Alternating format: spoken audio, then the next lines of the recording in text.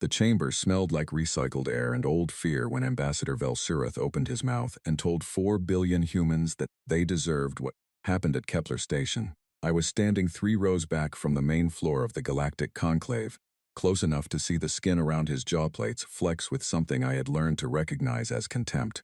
The hall was enormous.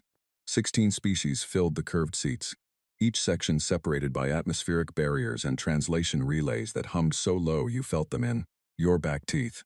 I had spent 11 years in that room.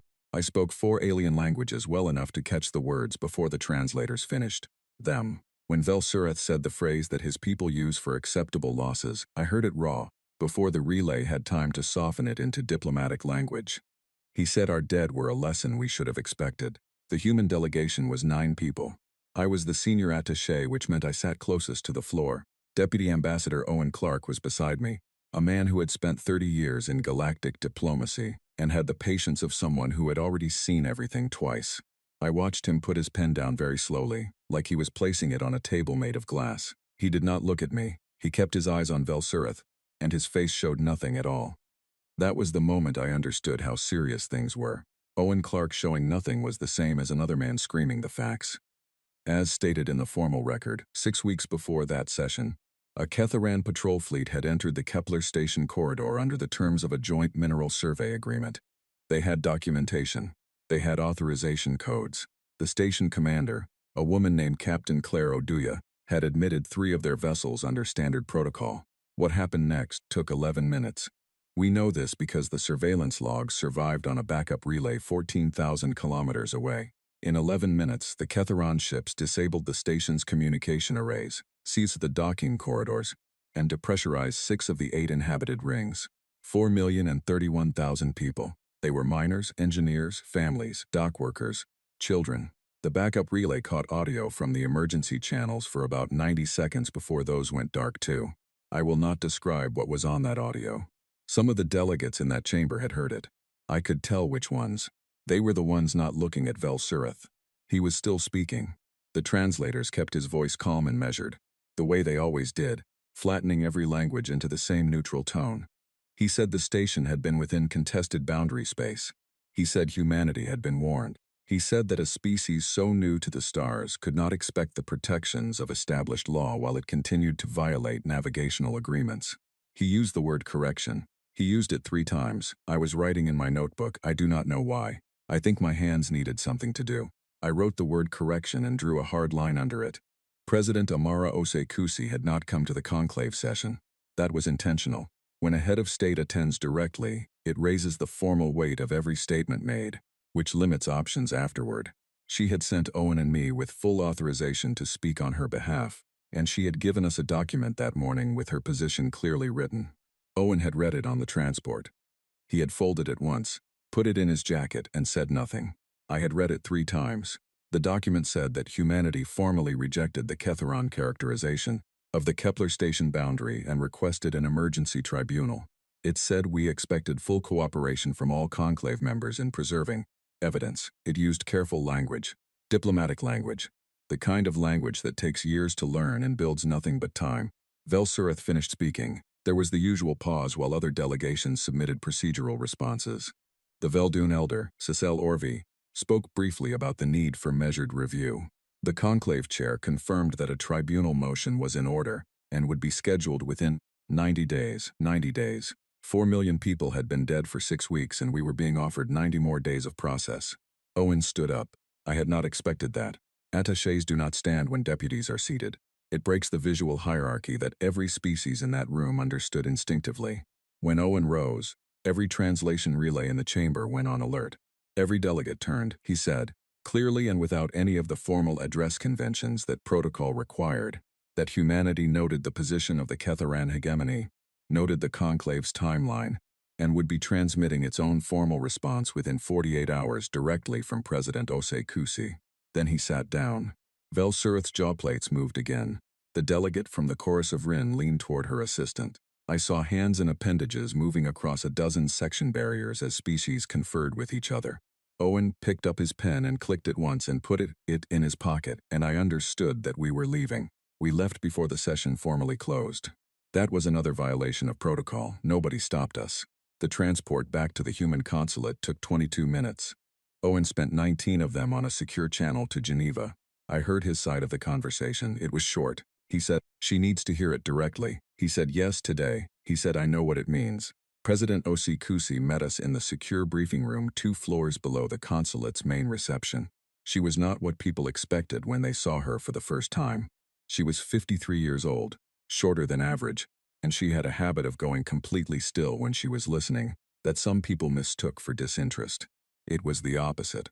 I had seen her sit exactly that still for 4 hours during a water rights dispute between 2 African coalitions, and she had not missed a single word. She came from a legal background before politics, which meant she thought in structures, in what each word locked into place and what it left open. Owen gave her the full account. He did not editorialize. He described the session, the statements, the timeline offered, and the specific language Vel Surith had used. Then he put the translation transcript on the table in front of her. The raw version, not the diplomatic relay rendering. She read it. I was watching her face. I had watched her face through 11 years of crises, trade collapses, 3 territorial disputes with the Ketharon that never quite became open incidents, and the year that the grain shipments from the outer colonies failed, and we were quietly rationing calories across 5 settlement systems. Her face during all of those things had been controlled, deliberate, a tool she used as precisely as any argument. When she finished reading, something had changed in it. It was not rage. I want to be clear about that because rage is the wrong word, and it matters that people understand what I saw. Rage is hot and unfocused. What settled across her face was colder than that. It was the expression of someone who has just confirmed something they already suspected, and are now deciding what to do with the certainty. It was the face of a door closing. She set the transcript down. She looked at Owen. She looked at me. Then she looked at the far wall, the way she always did when she was moving pieces in her mind. And the room was so quiet that I could hear the ventilation system 3 floors up. She said 7 words. She said, "Enough talking, let us begin the war." Nobody spoke for several seconds. Owen had his hands flat on the table. I had my notebook open to the page where I had written the word correction.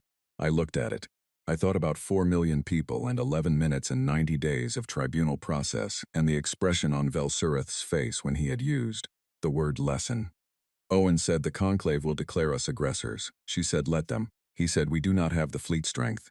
Not against the hegemony. Not by their count." She said, "Then we will build it," he said. "Amara, this is not recoverable. Once we cross this line, there is no diplomatic path back for years, maybe decades." She turned from the wall and looked at him with an expression I had never seen on her before and have never quite forgotten. She said, "Owen, they killed 4 million of our people and called it a lesson. I am not interested in a path that leads back to that table." He did not answer. There was nothing left to answer with. I closed my notebook. I remember thinking very clearly that I was writing the last page of one era and had not yet found the first page of the next. I remember thinking that the galaxy had spent 300 years assuming it understood what humanity was. It understood our technology, our biology, our resource outputs, our political structures. It had studied our history and concluded that we were a young species with promising traits and a tendency toward internal conflict that would probably limit our expansion for another century at least. What it had not studied, not really, was what we do when something is taken from us, not resources, not territory, not political leverage, people. The Ketharon hegemony had killed 4 million people and called them acceptable losses. They had used the word correction. They had looked at the human delegation in a room full of witnesses and explained that this was the expected consequence of our behavior. In the transport back to the secure communications wing, I sat beside Owen and thought about what I knew of Ketharon's strategic doctrine. They had been a spacefaring civilization for 900 years. They had fought 4 major wars and won 3 of them. They understood force ratios, supply lines, production timelines, and attrition modeling. Their command culture was built around probability. They calculated the odds of every engagement before committing to it, and they were good at it. Good enough that most species in the conclave had decided long ago that crossing them was simply not mathematically worth it. They had run those calculations on humanity. I was certain of it. I could almost read the output. Young species, industrial base still developing, fleet size a fraction of hegemony strength. Political unity historically unstable. They had looked at the numbers and decided we were not a threat worth managing carefully. They had decided we were a lesson waiting to be taught. I thought about President Osei-Kusi's face in that briefing room. I thought about the door closing behind her eyes. They had not calculated for her. More than that, they had not calculated for what 4 million dead people do to a species that remembers everything and does not stop. Owen was looking out the transport window at the conclave spire receding behind us, all its rings and relays glowing in the station's artificial dawn cycle. He had been doing this work for 30 years. He had kept peace across 17 negotiating tables. He was not a man who celebrated conflict. He turned away from the window after a while and looked at his hands, and then he looked at me. He said, "You should start documenting everything. From the beginning. The real account, not the official record." I asked him why. He said, "Because someone is going to want to know exactly how this started, and I want it written by someone who was in the room." I looked at my notebook, the one with the word correction underlined. I said I would. That was the beginning. The declaration reached the conclave's formal relay system 47 hours after we left the session. By that point, 3 Ketharan warships had taken up positions at the edge of the Kepler corridor, which our analysts read as either a message or preparation. President Osei Kusi read both interpretations and said it did not matter which one was correct because the response was the same either way. I was in the War Council chamber when the declaration was read aloud for the record. There were 11 people in the room. 3 were military, 4 were from the executive cabinet, 2 were from the intelligence division, and Owen and I were there as the diplomatic record. The president stood at the head of the table and listened to her own words played back through the relay speaker, and when it finished she said, "Now we work." That phrase became something of a motto over the following months, though nobody planned it that way. The first problem was the fleet. The honest count, the one that Captain Philip Garrett from Strategic Intelligence put on the table without softening it, was that we had 63 active warships capable of deep engagement against Ketharan line vessels. The hegemony had somewhere between 400 and 600, depending on which estimate you trusted and how you counted their auxiliary combat platforms.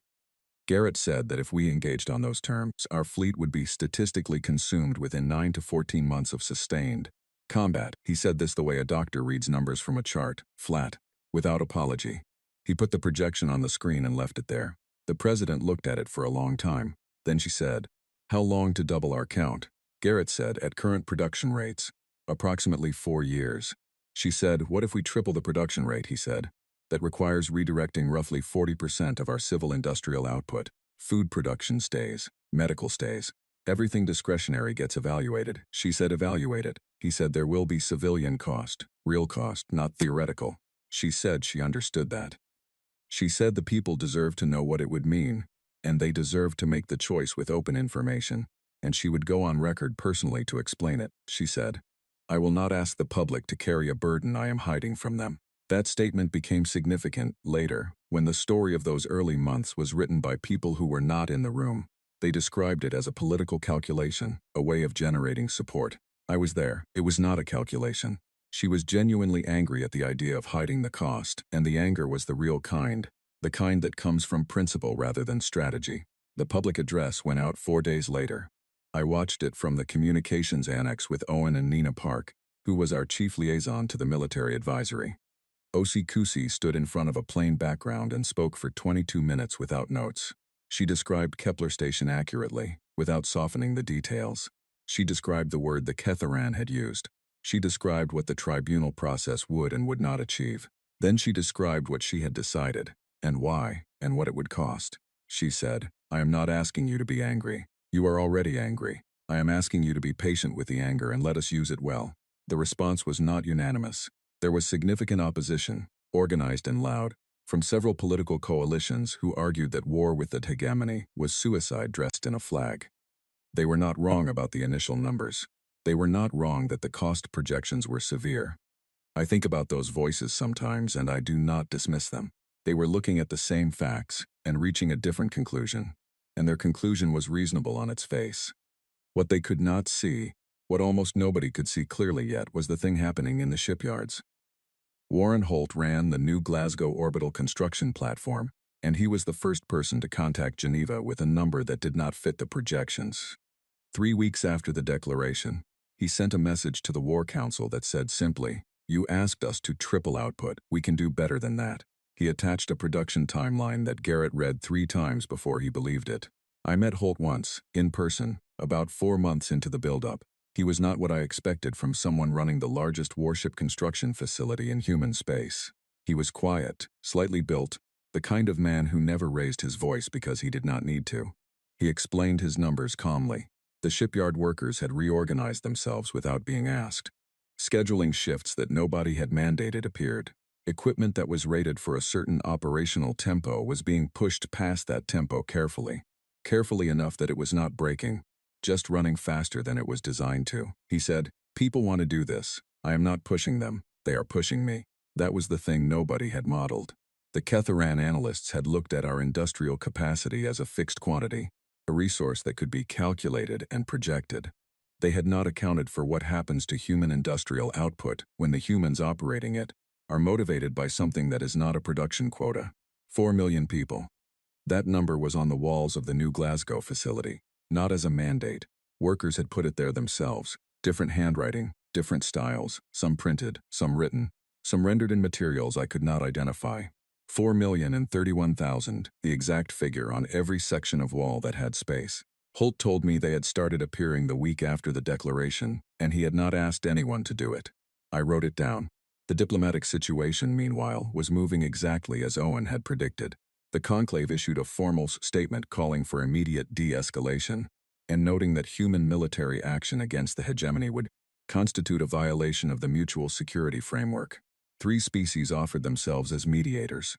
The Veldoon sent a private message through Sail Orvie expressing what was, in their formal language, something close to sympathy, though they were careful not to say so in the open record.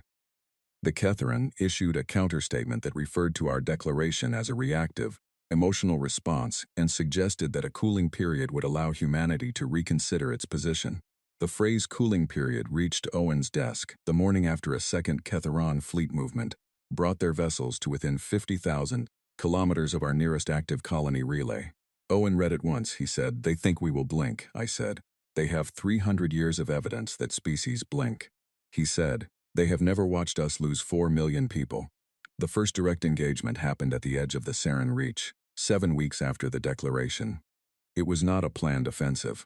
Our patrol vessel, the long-range scout-designated Aerofield, encountered a Ketharan interdiction group that was, by any reading of the boundary markers, inside human-registered transit space. Commander Danny Carr was running the Aerofield, and she made a decision that was not in any protocol document I had ever read. She did not retreat. She did not request authorization. She recorded her position, documented the Ketharan vessel's coordinates with full sensor capture, broadcast the documentation to 3 relay stations simultaneously so the record could not be erased, and then she held her course. The Ketharan group broke position first. Cower's report reached the War Council 12 hours later. Garrett read it twice and then passed it to the president without comment. She read it, looked up and said, "Who is this person?" He told her. She said, "I want her name noted."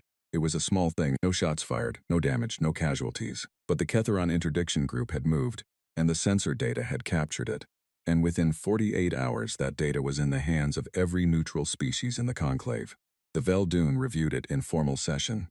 The Chorus of Rin filed a notation that the boundary coordinates were unambiguous. The mediating species that had been loudest about human aggression went noticeably quiet for a week.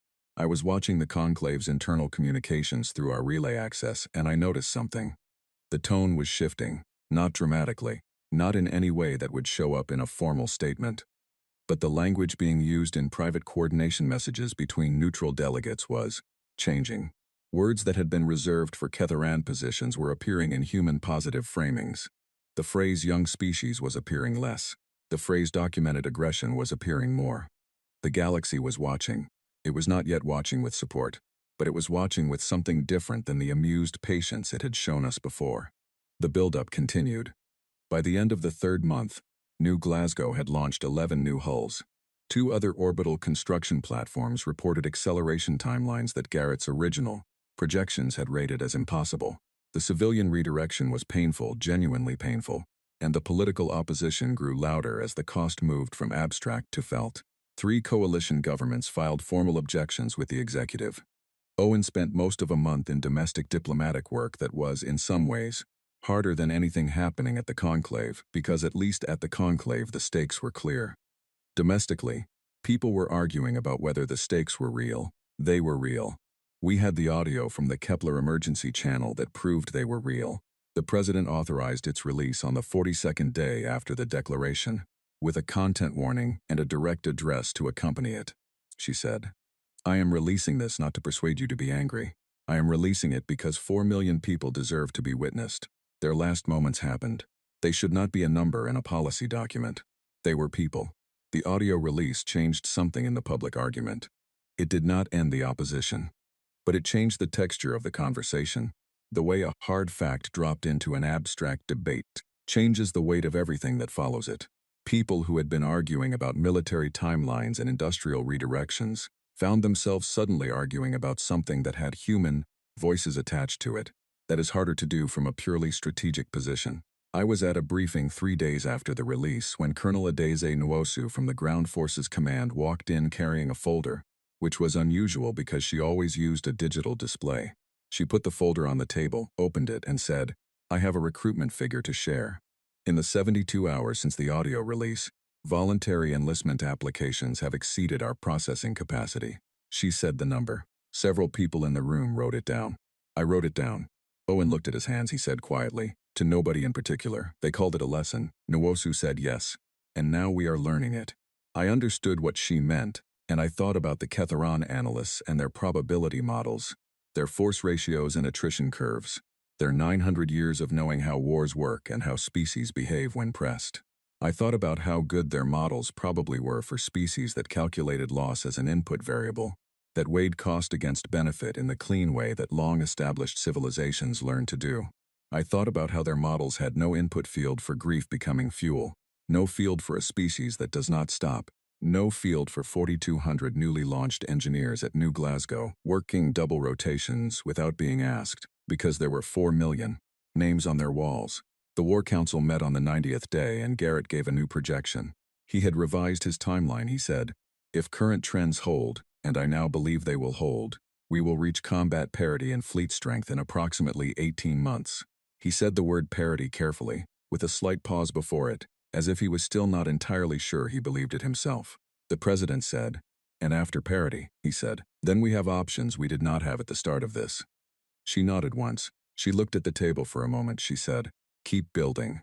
Nobody in that room said anything about cooling periods. The intelligence division had a name for what they were watching at New Glasgow and the other platforms. They called it the surge. It was a technical term that described the abnormal acceleration in production output beyond modeled capacity. Garrett's team had 3 analysts dedicated solely to tracking the surge because it kept outpacing their revisions. Every time they updated the projection ceiling, the actual output climbed past it within weeks. They stopped being surprised by the end of the 4th month. They started using phrases like structurally consistent and baseline recalibration, which was analyst language for, "We were wrong about what these people are capable of, and we are going to stop being wrong about it." What was happening was not complicated when you looked at it from the inside, which I eventually did. I spent 8 days embedded at New Glasgow during the 5th month at Owen's request, because he wanted someone with diplomatic experience, observing the human dimension of what Garrett's numbers were describing. What I found was not a population being driven. It was a population that had made a decision. The workers were not following orders when they extended their shifts. The engineers reconfiguring production sequences for efficiency gains were not responding to mandates. The technicians running maintenance cycles back-to-back across what should have been scheduled rest windows were not being coerced. They had looked at the situation with clear eyes and concluded that the thing they were doing was the most important thing they could be doing, and so they were doing it with everything they had. I sat with the fabrication crew during a meal break on the 3rd day. 6 people, ranging in age from 22 to somewhere in their 50s. I asked one of them, a woman named Carol who ran a hull plating station, what it was like working the extended rotations. She looked at me for a moment and then said, "My cousin was at Kepler Station." She paused. She said, "So I am here." I did not write anything in my notebook for a few seconds. She was not the only one. The grief was not universal. Not everyone at New Glasgow had a personal connection to Kepler Station. But the understanding of what Kepler Station meant was universal. They all knew the number. 4,031,000. They all knew what the word correction had meant, and they had translated their knowing into motion. I filed my report to Owen when I returned. He read it and said nothing for a moment. Then he said, "Write it the way you told it to me. All of it, don't make it a diplomatic document. Make it true." I did. That report became one of the internal reference documents used by the War Council in subsequent months, not because it had strategic data, but because it described something that did not fit in a strategic model, and that the Council needed to understand if they were going to make decisions that accounted for it. By the end of month 6, the conclave had issued 2 additional statements calling for restraint and proposing new mediation frameworks. The Ketheron had repositioned their vessels twice more, each time testing a boundary, each time meeting a documented human patrol that held position and broadcast coordinates. The pattern was becoming visible. They were probing. They were trying to find where we flinched. We were not flinching. Garrett brought a new report to the Council at the 6-month mark. He said, "The hegemony has updated their combat projections. Our intelligence indicates they have revised their estimate of our fleet capacity upward by 30%. He said they did not expect the surge. The president said, "What do they think now?" He said, "They think we are accelerating, but they believe we will reach a ceiling soon. They are expecting us to plateau." She looked at him steadily. She said, "Are we going to plateau?" He paused. He said, "No. I do not believe we are," she said. "Then let them expect the plateau." That was the moment I first understood that she was not just reacting anymore. She was thinking several moves ahead, and she was doing it with the patience of someone who had decided how this ended and was simply walking toward that ending one day at a time. The Ketheron were about to discover that their model had a problem. Their model assumed we would behave like every other species they had ever pressured. It assumed that grief fades, that urgency diminishes, that production surges normalize back to equilibrium. What their model could not account for was that we had not yet found our ceiling, and we were not looking for one. There was a night during month 6 when I could not sleep. This was not uncommon by that point. I had developed a habit of going to the consulate observation deck in the station's artificial night cycle and looking at the stars, which was a habit I had not had before Kepler Station and have kept since. That night I was thinking about something Nwosu had said in a briefing 3 days earlier. She had been going through force deployment projections, and at one point she stopped and said, almost as an aside, "You know what the hegemony's biggest mistake was?" She did not wait for an answer. She said, "They thought killing 4 million of us would make us afraid. They should have studied our history more carefully. When you take something from us, we do not become afraid, we become deliberate." I thought about that word for a long time on the observation deck. Deliberate, not wild, not reactionary, not the kind of species that breaks itself charging into a wall. Deliberate, moving with purpose, at pace, without losing the thread of what the purpose is. The president was deliberate. The shipyard workers were deliberate. Even the grief was deliberate, channeled into something that had a shape and a direction and a timeline attached to it. Somewhere on the other side of the conclave's relay network, in whatever chamber Vel-Sureth reported to, someone was reading Garrett's latest numbers and not yet understanding what those numbers meant. They were reading them as fleet counts and production rates and projected engagement windows. They were not reading them as the consequence of a species that does not stop. They would understand eventually. I went back to my quarters and started writing. Not my official report. Just the story, the way it had actually happened, from the beginning. The first major engagement was not what anyone had planned for, but it was what changed the shape of everything that followed. 9 months into the conflict, a Ketheron strike group of 22 vessels crossed into the Meridian Gate corridor and hit the orbital relay hub at the system's edge. The hub was not a military installation. It was a communications and logistics node that served 11 colony systems, and it had 2,000 people aboard. The Ketheron commander apparently concluded that destroying it would disrupt our supply coordination, sufficiently to delay the fleet buildup by several months. The strategic calculation was not wrong on its face. The hub was important. What the commander had not calculated was that Admiral Claire Oduya, the same Captain Oduya who had been at Kepler Station when the surveys began and had subsequently been pulled from the salvage teams and promoted twice in 9 months, was running a patrol sweep 4 hours away with a 4 of 9 vessels, 9 against 22. Every probability model in every war college in the conclave would have said the same thing. Do not engage. Broadcast the contact, fall back, preserve your force, allow the larger strategic picture to absorb the loss. Oduya had been at Kepler Station when the authorization codes had been used to seal the airlocks. She had not been aboard when it happened, which was a fact she had told exactly one person in the 9 months since. She had been on a transport 2 systems away on a scheduled resupply run. She had watched the backup relay footage in a briefing room 6 days after the event, alone, and the analyst who had been in the room with her told Owen afterward that she had sat very still for 11 minutes exactly, and then stood up and said she wanted a command. She did not fall back at Meridian Gate, she engaged. The battle lasted 4 hours and 19 minutes, and it was not clean or easy or anything that resembles the way people who were not there sometimes describe it. We lost 4 of the 9 vessels. The crews that survived the engagement were pulled from damaged hulls by rescue teams who had not expected to find survivors and found them anyway. The 2,000 people in the relay hub were evacuated through a corridor that Aduya's tactical formation held open at significant cost. Every one of them got out. The strike group withdrew, not destroyed. 15 of the 22 vessels returned to Ketharan-controlled space, but they withdrew from a position of numerical advantage against a human force a quarter of their size, and they left the relay hub standing. The War Council spent 3 hours in emergency session after the engagement report arrived. Garrett went through the numbers with his characteristic flatness. 4 vessels lost. 843 crew confirmed dead, with a further 209 missing. Relay hub operational. Strike group neutralized from that corridor for an estimated 6 to 10 weeks. He paused at that point and looked at something on his display. He said, "There is a secondary outcome worth noting." The president said, "Go ahead." He said, "The hegemony lost 7 vessels in the engagement. That is not the significant part. The significant part is that 4 of those 7 losses occurred in the final 90 minutes, after our tactical formation should have been, by any standard model, combat ineffective. They continued engaging past the point where any calculated opponent would have assessed them as spent." The room was quiet. The president said, "What does that tell us strategically?" He said, "It tells us that their commanders are recalculating how long a human force remains dangerous. They had a number in their models. That number is now wrong. They are going to take time to revise it." She said, "Good. Let them take time." I looked at Owen. He was writing something. I could not read it upside down. Later, when we were alone, he showed it to me.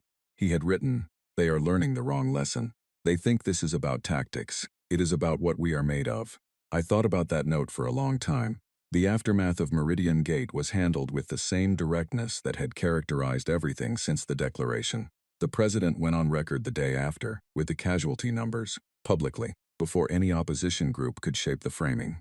She named the 843. She read 30 of the names herself, selected randomly, and said that she wished she could read all of them. She said, "They knew the odds. They held. That is who we are sending out there, and I will not hide what it costs." The opposition did something I had not expected. Several coalition representatives who had been the loudest critics of the declaration requested a private briefing. Owen handled it. He told me afterward that the tone had shifted. They were still not endorsing the war, but they had stopped using the word irrational to describe it. They had started using the word costly instead, which was a different kind of argument, and one that, at least, was grounded in the reality of what was actually happening. 2,000 people from the relay hub made it home. I interviewed 14 of them over the following 3 weeks as part of the documentation record Owen had asked me to maintain. I will not reproduce their accounts in full because they are not mine to reproduce. But I will note what several of them said independently, without coordination, when asked what it was like in the final minutes before the evacuation corridor opened. Several of them described the same thing. They described hearing Oduya's voice on the emergency channel, steady, not calm exactly, but steady, giving instructions and coordinates and telling people where to go. One woman, a logistics technician named Laura Birch, who had been running the hub's emergency systems when the attack started, said, "She sounded like someone who had already decided how it ended." I wrote that down. It was the same quality I had seen in the president's face in the briefing room after Kepler Station. Not certainty about outcome, certainty about commitment. The decision made so completely that there was no part of the mind left over for doubt. I thought about what the Ketharan models were probably producing now. They had engaged a human patrol force at 4-to-1 odds and sustained significant losses from a unit that, in any species they had fought before, would have broken before that point. They were recalculating. I was sure of it. The recalibration was probably being done carefully and rationally, and with the full weight of 900 years of strategic doctrine. I was equally sure they were still getting it wrong, not because they were bad analysts, because the thing they were analyzing was not a variable in their existing framework. Month 10 brought 3 simultaneous engagements in different corridors. Not our plan. The hegemony was testing our response capacity and our ability to manage multiple fronts at once. Garrett had anticipated this. He had wargamed it with Nwosu's staff extensively, and the result was a deployment model that was, as he described it, uncomfortable to look at on paper but sound in principle. It spread us thin. It asked individual commanders to make high-stakes decisions without authorization lag, which in turn required us to have commanders who could carry that weight. We had them. This was not obvious until it became necessary, which is the way those things usually work.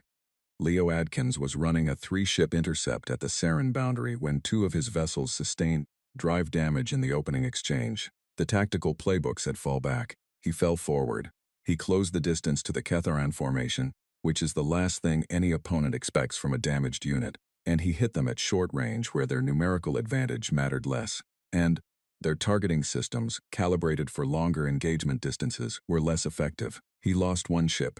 He neutralized the formation. Adkins was 29 years old. He had been in the fleet for 7 years and had not been in a major engagement before that day. He filed his report in precise, clear language and made no particular comment on his own decisions. When Garrett read it, he said, "To nobody in particular. They cannot model for this. They are still trying to find the ceiling, and there is no ceiling." At the 12-month mark, the conclave held its first formal session in which the question on the floor was not how to stop the human-Ketharan conflict, but what it meant for the existing order. The session was closed to most delegations, but Sale Orvie found a way to pass Owen a summary through a back channel that existed between them for years. The summary said that several major species had privately revised their assessment of human military capacity, significantly upward. It said that the Ketharan had requested conclave mediation for the first time. It said there was a word being used in private conclave communications that had not been used in reference to humanity before. Owen read me the word. It translated approximately as a force that recalculates expectations. He said, "That is the Veldun phrase for something they were wrong about." I said, "Good." He said, "Yes. But it means they are watching more carefully now. The outcome of this matters to all of them." Nwosu's staff issued a deployment report the same week that put the active fleet count at 190 vessels, all operational, with 60 more in final testing stages. 8 months prior, that number had been 63. The Ketharan had revised their projection of when we would reach parity twice. We had beaten both revisions by margins that their models had rated as impossible. I was in the War Council chamber when Garrett put the new count on the screen. Nobody cheered. It was not that kind of room. But there was something in the silence afterward, a quality of recognition, that felt like the room understanding something it had not fully understood before. The president looked at the number for a long moment. Then she said, "Tell me about the crews. Not the ships, the people in them." Garrett looked at Nwosu. Nwosu said, "Training completion rates are above projection. Cohesion metrics are strong. There is one quality that comes up consistently in the command evaluations." She paused. She said, "They do not stop. Even in simulations where the parameters are designed to produce withdrawal decisions, the crews are finding third options. They are not modeled behavior. They are improvised responses. Our training staff says they have stopped trying to teach the right answer, because the crews keep finding answers that are not in the curriculum." The president said, "That is exactly what I wanted to hear." She stood. She looked at the fleet count on the screen. She said, 18 months ago I told you we would build it. We built it. Now I want you to tell me when we use it." Garrett said, 6 weeks, possibly 4. She said 4. I closed my notebook and opened a new page. The second chapter was beginning. The 4 weeks before the main offensive was a period I remember with unusual clarity. The way certain stretches of time fix themselves in the memory when you understand, even while living through them, that they will matter later. Owen and I spent most of it in secure communications, managing the diplomatic layer that Osei Kusi insisted run parallel to everything military. She had said from the beginning, "I want the galaxy to see this clearly. I want the record to be unambiguous about who started what and when." That was not only a moral position, it was a strategic one. A conflict with a clear documented record is a conflict that neutral parties can assess honestly. And we needed neutral parties who could assess honestly when it was over. Because it was going to be over. That had shifted in the room. In the early months, the question had been whether we could survive. In the month before the offensive, the question was how we would shape what came after. That is a very different question, and it requires a very different kind of thinking. The briefing I remember most clearly was 11 days before the offensive began. It was not a military briefing. It was a communication session about how the declaration of offensive operations would be framed, what it would say, what order of words would carry the accurate weight of what we were doing and why. Osei ran it personally. She sat at the head of the table with a draft in front of her, and she went through it line by line with the same focused attention she had given the war projections and the production timelines and every other aspect of this. She crossed out 3 phrases that she said were accurate but cold. She added 2 that were accurate and human. She said, "The words matter, not because they change what we are doing, because they name it correctly. 4 million people deserve words that name it correctly." The draft she approved said that humanity did not seek permanent conflict with any species. It said we sought accountability. It said we had waited, built strength, exhausted every available diplomatic path, and documented each step. It said that what followed was the consequence of a choice the Ketharon hegemony had made when they used the word correction. It was 700 words long and it contained no threats, only facts and intention. Owen said it was the most effective diplomatic document produced in that entire period, and he had been producing diplomatic documents for 3 decades. The offensive itself was named Meridian Return, not by the military staff but by the shipyard workers at New Glasgow, who had suggested it through a channel that was not supposed to reach the war council and somehow did. The president heard the name, paused, and said, "Keep it. I was not embedded with the fleet during Meridian Return. That was deliberate. My job was the diplomatic and documentary record, and for those 3 weeks my place was in the consulate observation and communication suite, tracking the conclave's responses and managing the relay traffic that flowed between Geneva and the conclave's neutral members. I watched Meridian Return through reports and relay data, and the secondary source accounts that filtered in from field liaisons. What I know is this. Our fleet entered Ketharon-controlled space on a precise and documented schedule that had been transmitted, in full, to every conclave member 48 hours before the first ship crossed the boundary marker. We had done this so that no one could later claim surprise. We had done this so that every neutral species had ample time to position their own observation vessels if they chose. Several did. The Veldun sent 3 observers. The Chorus of Rin sent 1. They watched. Oduya commanded the main strike formation. Adkins had a flanking group. And Nwosu's ground forces were held in reserve for the orbital platform, operations that would come after the fleet engagements, if they were needed. The engagement plan had been modeled and remodeled for 3 months. Garrett had signed off on it 4 times, each revision incorporating new intelligence. He had said on the morning it launched, "This is as good as we can make it." Then it was out of anyone's hands and into the hands of the people running the ships. I will tell you what the reports said. The first major Ketharan fleet element engaged Oduya's formation at the Sarin crossover and held for 6 hours before withdrawing. It was not routed. It withdrew in order, but it withdrew. That had not happened before in recorded conflict with the hegemony. Their doctrine was to hold anchor positions regardless of cost. This formation had assessed the cost and moved. Adkins' flanking group hit the secondary fleet element before it could reposition, and the engagement was decisive. I do not have the precise numbers in front of me right now because those belong to the military record, but the operational result was that the Ketharon hegemony lost effective control of the Meridian Gate corridor and the 3 transit systems attached to it in 12 days. 12 days. Garrett had modeled the best case as 22. I was in the communications suite when the 12-day report came through. I was alone at the time, running a summary of conclave delegate communications for Owen, who was asleep in the next room because he had been awake for nearly 30 hours. I read the operational summary twice, then I sat very still for a moment. Then I went and woke Owen up and handed him the relay printout without saying anything. He read it. He set it down, he said very quietly. "They are going to want to talk now." He was right. The hegemony's first back-channel contact came through a Veldun relay 20 hours after the Meridian Gate fell. It used careful language and formal address. It asked whether humanity was open to a communication. Owen brought it to Osei. She read it once. She said yes. "Tell them yes. Tell them I'm available in 72 hours. Owen said, "That is quite short notice." She said yes. He said, "You are sending a signal with the timeline." She said, "I know. They will understand what the timeline says. Let them sit with it for 72 hours. I understood then that the deliberate quality I had observed in her from the beginning had been pointing toward this moment. Not just the building and the fighting, the ending. The way you end a conflict is part of the conflict, and she had been thinking about it from the day she said the 7 words. She wanted them to understand that she was not triumphant. She was not performing strength for an audience. She was simply in motion, at pace, without doubt about what the pace required. 72 hours is not a long time to sit with the knowledge that the war is going badly. They sat with it. She arrived at the communication exactly on schedule. The communication channel to the Ketharon hegemony was established through a Veldune relay system, which gave it a neutral framing that both sides had formally agreed to. President Osikusi had requested that Sale Orvi personally oversee the relay.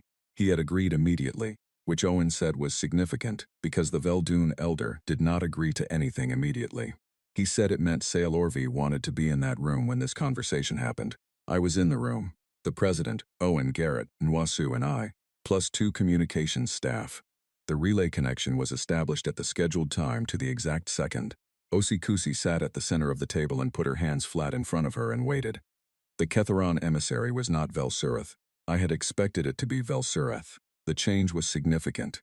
It meant either that Velsureth had been removed from this portfolio, or that the hegemony had decided to send someone without his specific history of public statements about humanity. The emissary was a senior figure named Kel Avrath, and in the first 90 seconds of the exchange it became clear that he had been briefed very carefully about what to say and what not to say. He did not use any of the terms Velsureth had used in the conclave chamber. He did not use the word lesson. He did not use the word correction. He used the word review. He said the hegemony was willing to enter a formal review process to assess the events at Kepler Station and subsequent developments. He said the hegemony acknowledged that the conflict had escalated beyond productive parameters. He said the hegemony sought a framework for stabilization. Osikusi listened to all of this without expression. When Kelavrath finished, she waited a moment, which I recognized as the same deliberate pause she used when she wanted a statement to carry its full weight before she responded to it. She said, I want to make sure we are using the same words to mean the same things. When you say review, I need to know if you mean a review that can conclude there was no wrongdoing, or a review that begins from the documented facts and determines consequences. There was a pause on the other end. Kelavrath said, there are multiple possible frameworks for such a process. She said, yes, I am asking which one you are proposing. Another pause, he said. The scope of the review is a matter for negotiation, she said. Then we disagree about where to start. I am not negotiating the scope of the review. 4,031,000 people were killed in documented circumstances by hegemony vessels using hegemony authorization codes. That is the starting point. If the hegemony is prepared to begin from that starting point, I am prepared to talk about what comes next. If the hegemony is proposing a framework that treats those facts as subject to interpretation, I am not interested in that framework. Owen was very still beside me. Nwosu had a pen in her hand and was not writing. Kelavrath said, the hegemony is prepared to acknowledge that serious harm occurred at Kepler Station, and that this harm warrants formal examination. Osikusi said, I want to hear the word acknowledge, and I want to hear the word casualties, and I want to hear a number, not serious harm. Not an event. 4,031,000 people. Say the number. The pause was longer this time. Garrett was watching his display, tracking something I could not see from my seat. Nwosu had set her pen down. Kelavrath said, the hegemony acknowledges 4,031,000 casualties at Kepler Station. The room was quiet. I wrote it down. I do not know why. The relay was recording everything. But I wrote it down in my notebook because I needed to write it down. Osikusi said, good, now we can talk. The negotiation that followed lasted 9 days. I was present for most of it and read transcripts of the sessions I missed. I will not describe it in detail here because the formal terms are part of the public record, and the formal record is accurate. What I want to describe is the quality of those 9 days, because the quality of them is not in any official document. The Ketharon hegemony had not lost a conflict in over 300 years, not a major one, not one that required them to sit at a table and say words like acknowledge and casualties, and accept terms framed by the other party. Their emissaries were capable and prepared and clearly under significant internal pressure. There were 3 sessions in which the Keth Aron team requested breaks that lasted several hours. Garrett said each of those breaks corresponded to a new report coming in from the contested corridors, where the military engagement was continuing on a reduced but active basis during negotiations. The hegemony's strategic position was not collapsing, but it was not improving. Osikusi did not push during those sessions. She waited. She had told Owen before the negotiations started, I am not in a hurry. Every day this goes on, our position gets stronger and theirs becomes more clearly defined. Let them have the breaks. Let them understand their situation more fully. A settlement reached from understanding is more durable than one reached from exhaustion. That was one of the things about her that I tried to capture in my documentation and never quite managed. The patience was not passive. It was a tool, used precisely. She was patient in the way that a very good engineer is patient with a calculation, because rushing it produces a result that breaks later.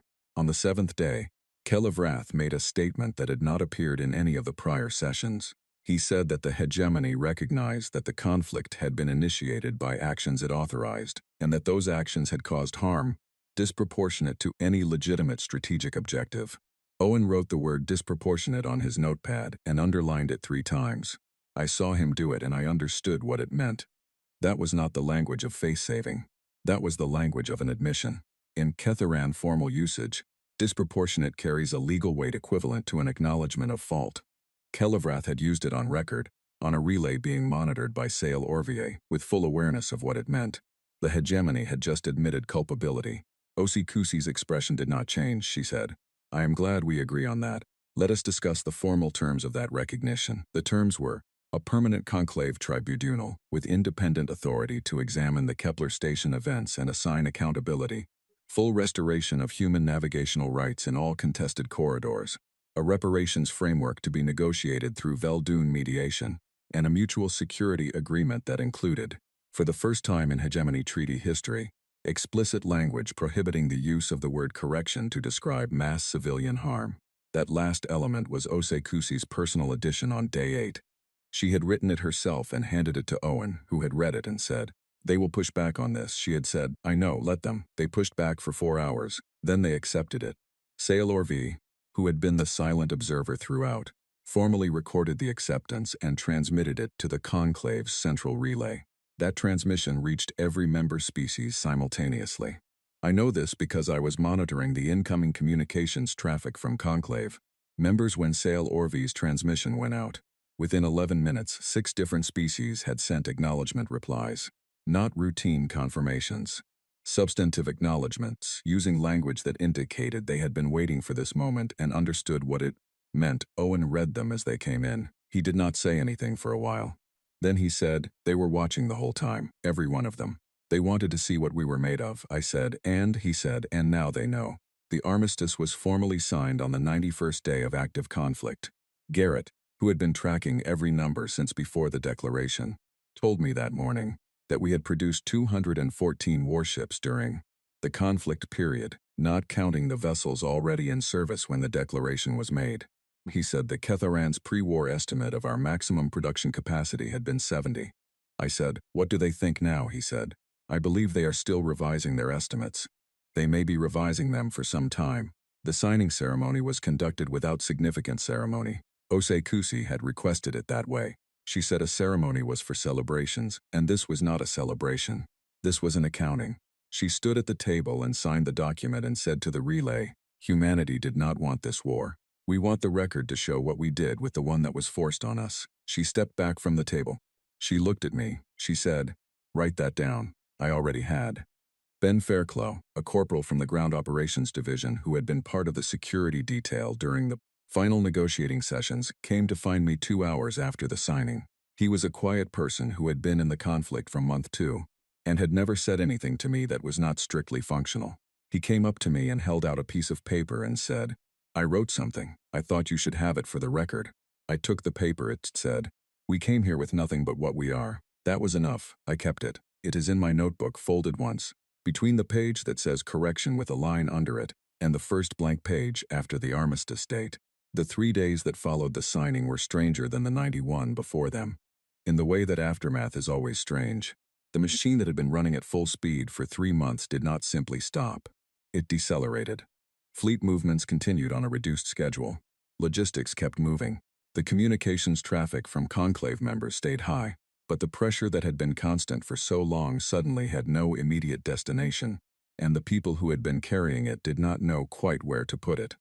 I spent most of those 3 days in the consulate archive, organizing the documentation I had accumulated since the day Owen asked me to write it down. The archive by that point was substantial. Transcripts, field reports, personal observations, the note from Ben Fairclough, and 7 notebooks that I had filled cover to cover in handwriting that got smaller and more compressed as the months went on and the pages ran short. I had been writing in the margins of the last 3. Owen came to find me on the second afternoon and stood in the doorway of the archive for a moment, looking at the materials spread across the table. He said, "What are you doing?" I said, making sure it is in order, in case anyone needs to read it later. He came in and sat down. He was quiet for a while. Then he said, "You know what surprised me most about all of this?" I said, "Tell me." He said, "I spent 30 years in this work believing that diplomacy was the only thing that ever actually resolved anything. That force was a last resort that never really worked. I still believe that mostly. But I learned something different about what the word resolve means. I always thought it meant finding a way to stop the conflict. I think now it means something more than that. It means establishing, with enough clarity that it cannot be easily undone, what was true and what the consequences of it are. You can do that at a table. But sometimes the table only exists because of what happened before you got to it." I thought about that for a long time after he left. The conclave held a formal review session 2 weeks after the armistice. Owen attended with our new deputy ambassador, a careful and very capable woman named Carol Finch, who had been waiting in the diplomatic pipeline for a posting like this for 6 years. Sale Orvie presented the Vel'Dun's assessment of the armistice terms and their implications for the broader framework governing interspecies relations. Several delegates made statements. Kelevrath was present, which was itself significant, and made a statement on behalf of the hegemony that was measured and clear, and did not use any of the language Velsurath had used in the session that started all of this. Velsurath was not present. Nobody had seen him at the conclave in 8 weeks. Owen found out through Sale Orvie that he had been moved from his role internally. The hegemony never confirmed it publicly. They did not need to. His absence was its own statement. Carol Finch sat in the seat I had occupied for 11 years and spoke clearly and precisely about the terms of the armistice and humanity's expectations for the tribunal process. Several delegates, including 2 who had been loudly skeptical of our actions early in the conflict, voted to formally support the tribunal framework. It passed with a wider margin than any human-sponsored motion in conclave history. I was not in the chamber for that session. I was back at my desk in the consulate, going through a stack of communications that had accumulated during the signing period. One of them was from Warren Holt at New Glasgow. It was brief, as his communications always were. It said the production lines were beginning the scheduled wind down from conflict tempo. He said the workers were, in his word, steady. He said the names were still on the walls and that nobody had taken them down, and he did not think anyone would. I wrote him back and told him they should stay. He wrote back within the hour and said, "Yes, they should. The human losses in the conflict were significant, and I do not want to move past them too quickly. 843 killed in the first major engagement. Further losses across the corridor operations and the Meridian return offensive. The final count, the one that was read publicly by the president 3 days after the armistice, was 4,007. She read every name. It took most of a day. She read through the full list without stopping except to have water, and when she finished she sat in silence for a moment and then said, 'They are not a number. They were people. We will remember them that way. 4,031,000, plus 4,007. The tribunal would spend years accounting for the first number. We would spend the rest of our lives with both of them.' I thought often in those early post-armistice weeks about the word that Sale Orvie had passed to Owen during the build-up period, the Vel'Dun phrase that translated approximately as a force that recalculates expectations. It had been used once, quietly, in a private channel, as a neutral observation. I checked the conclave's open communications archive 2 weeks after the armistice and found the phrase appearing in 3 different formal session transcripts, attributed to 4 different species delegations, none of whom were using it privately anymore. They were using it to describe us on the record. I wrote it in my notebook, not with triumph, with something more careful than that. A species being described as a force that recalculates expectations is also a species that will be watched more closely from now on. It is a description that carries weight in both directions. The galaxy had been comfortable with a version of humanity that could be categorized, bounded, projected. That version no longer existed, and what came after it would be defined by what we did next, not only by what we had just done. The president understood this. She said it publicly in the address she gave at the end of the first week after the armistice.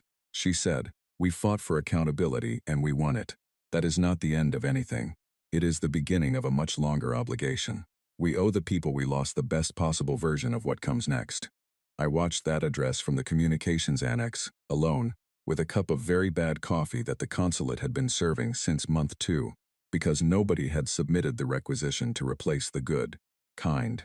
It occurred to me that I had drunk a significant amount of very bad coffee during those months. and had not once thought about the fact that it was bad coffee. Some things you only notice once the crisis stops. I sat there for a while after the address ended and listened to the ventilation system and thought about a morning that felt very long ago, a chamber that smelled like recycled air and old fear, and a man with jaw plates who had used the word correction and looked at us like we were a problem that had already been solved.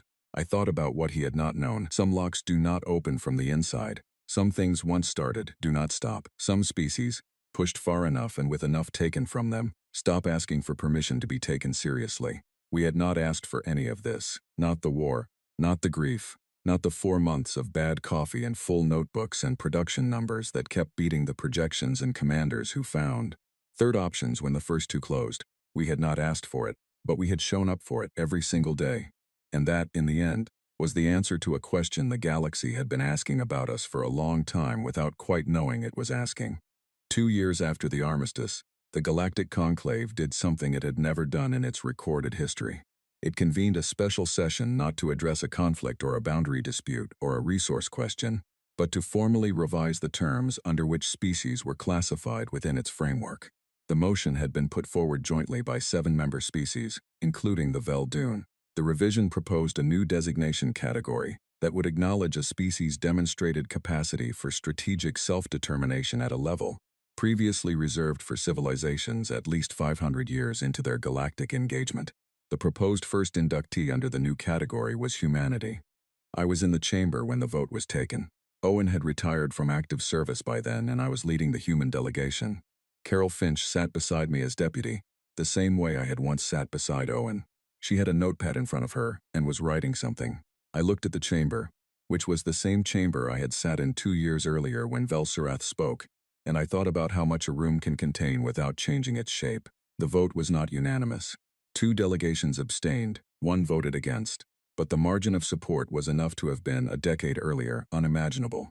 Sale Orvey cast the Veldune vote himself, which was a departure from their normal practice of having a junior representative handle procedural matters. He looked at the human delegation when he did it. He did not nod or gesture, he just looked. In Veldune culture, a direct gaze from an elder during a formal vote is a specific communication. It means I see you clearly. I held his gaze, he looked away. The tally was confirmed. The session closed. Carol said quietly as the chamber began to clear. Owen would have wanted to see that, I said. I will tell him, she said. He will say something understated and then go make tea. She was right. When I called him that evening, he said, well, that took long enough. And then I heard the kettle in the background. The 2 years between the armistice and that vote had been complicated in the way that aftermath is always complicated, which is to say the complications were different in texture from the crisis, but not less demanding. The tribunal process was slow and contentious, and the hegemony's cooperation ranged from reluctant to almost adequate, depending on which working group you were in and what materials they were being asked to provide. Garrett had moved from military intelligence to an advisory role and was, by general agreement, the single best prepared human in every session he attended. He had the patience for it, the same flat, careful quality that had made him invaluable during the conflict. He told me once during the tribunal period that it was actually not that different from what he had done before, he said. I am still reading their numbers and telling people what they mean. The numbers are just a different kind now.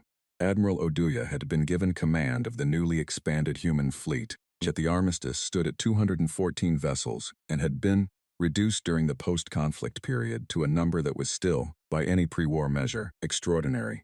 She had taken the command with the same quality I had first recognized in the account of Meridian Gate. She was deliberate. She had a direction, and she did not leave any part of herself behind when she moved toward it. The fleet under her command was not the same institution it had been before the conflict. The officers who had come up through the war years carried something different than the officers who had preceded them. Not harder, exactly. More grounded. They had been tested past the models and found options the models did not contain, and that experience had become part of what they were. Leo Adkins was commanding his own vessel by then, one of the new long-range exploration-class ships that had been designed partly from lessons learned in the conflict.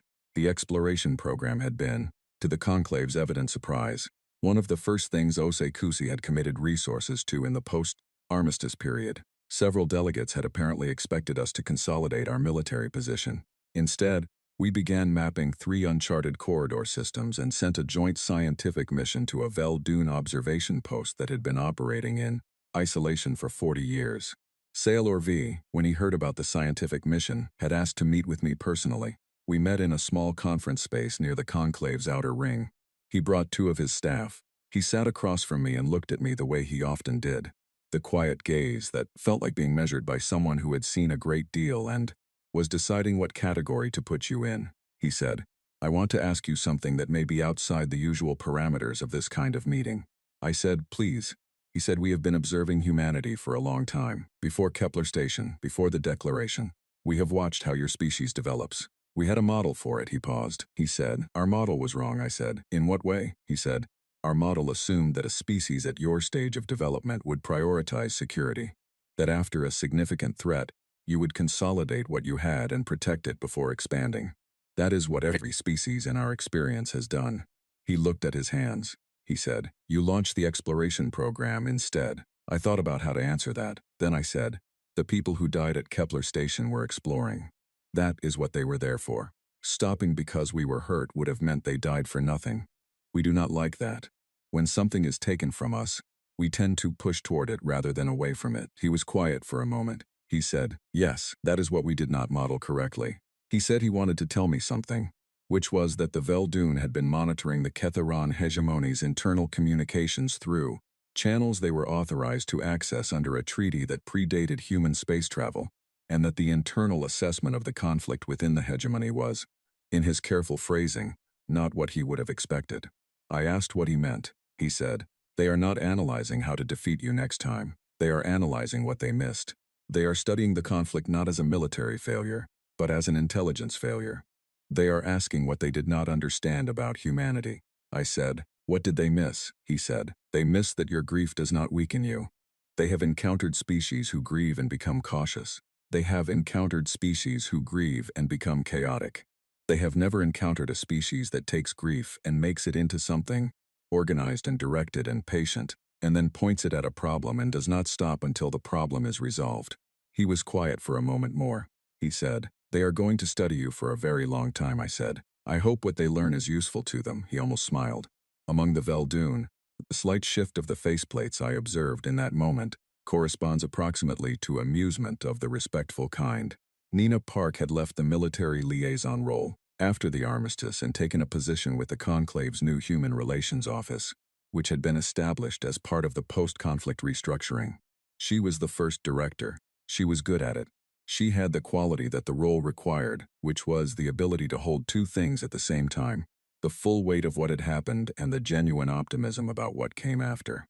A lot of people had one or the other. She had both. She called me during the week of the conclave vote and said, "I want to ask you something and I want you to be honest." I said, "All right." She said, "Do you think it was worth it?" I was quiet for a moment. I thought about every face I had written down, every name, every notebook page.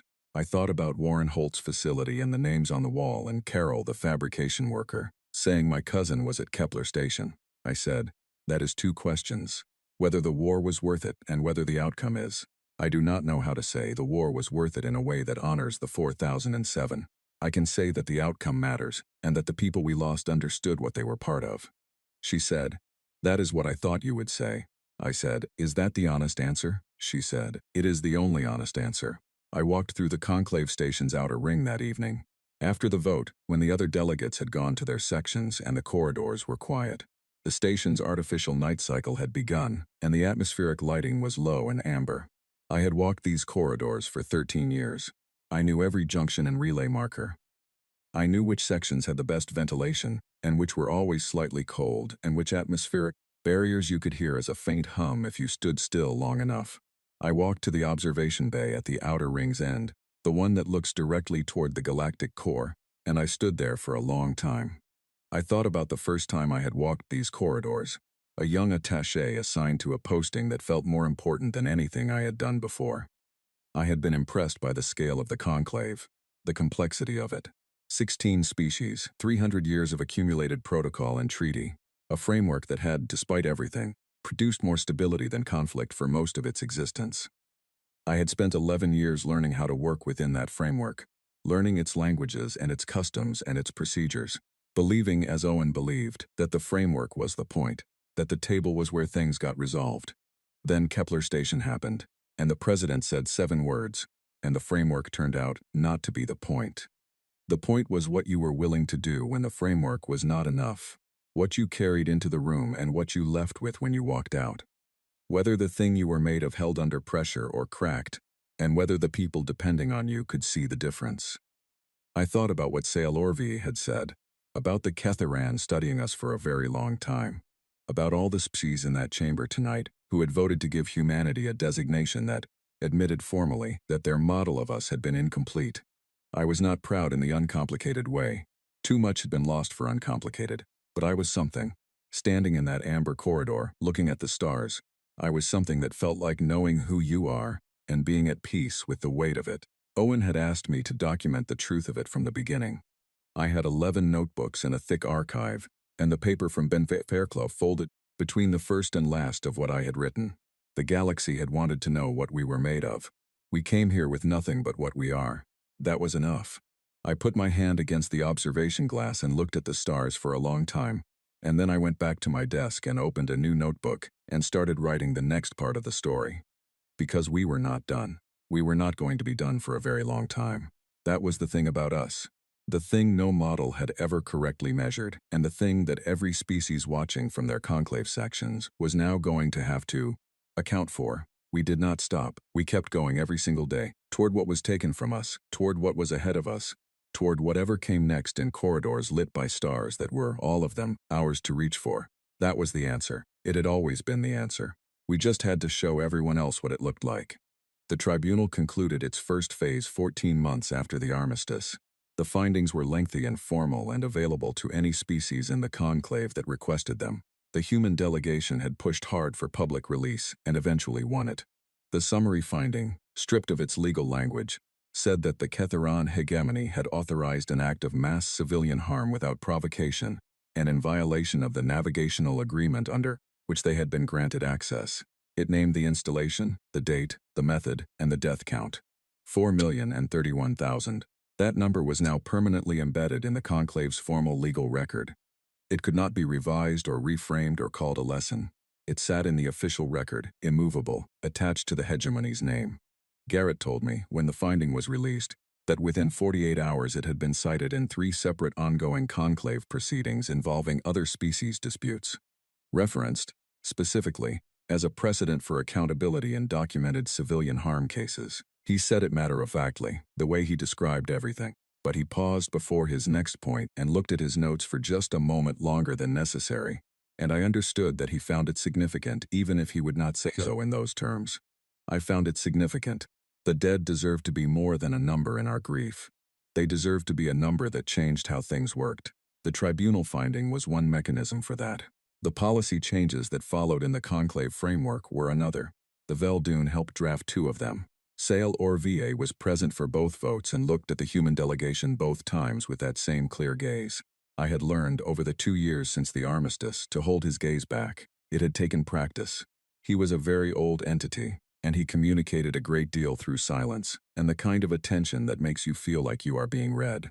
But I had understood by then that being read by him was not a threat. It was something closer to recognition, and being recognized, clearly and without flattery, by someone who had seen as much as he had, was its own kind of weight that I was learning to carry. Danny Corr had transitioned from combat operations to command training, and was considered, by everyone in the fleet who had worked with her, the finest tactical instructor the expanded force had produced. She was systematic about it. She had taken every operational report from the conflict period and built a methodology from them.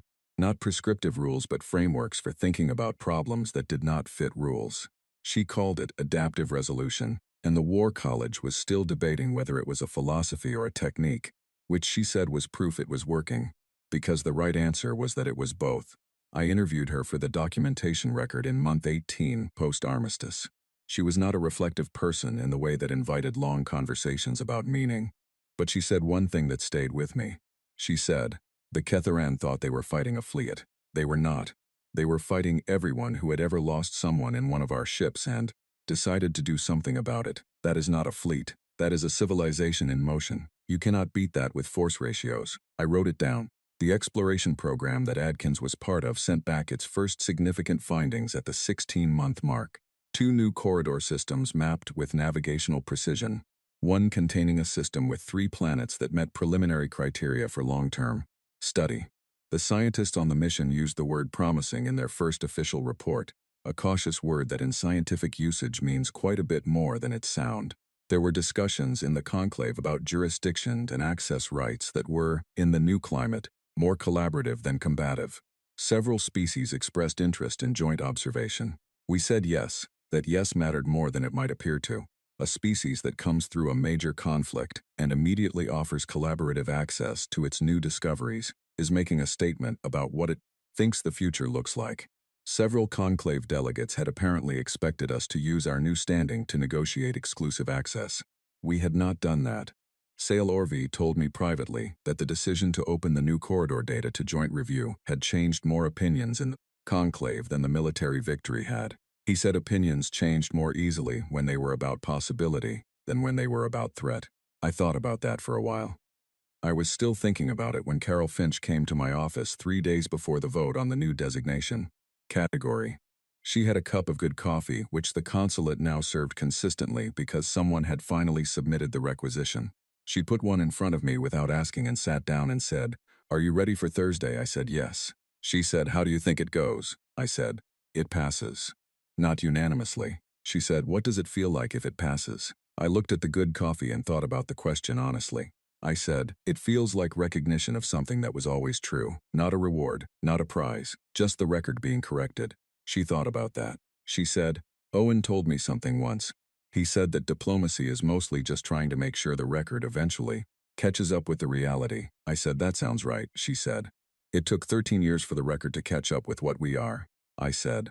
Vel Surath probably thought that record was already written.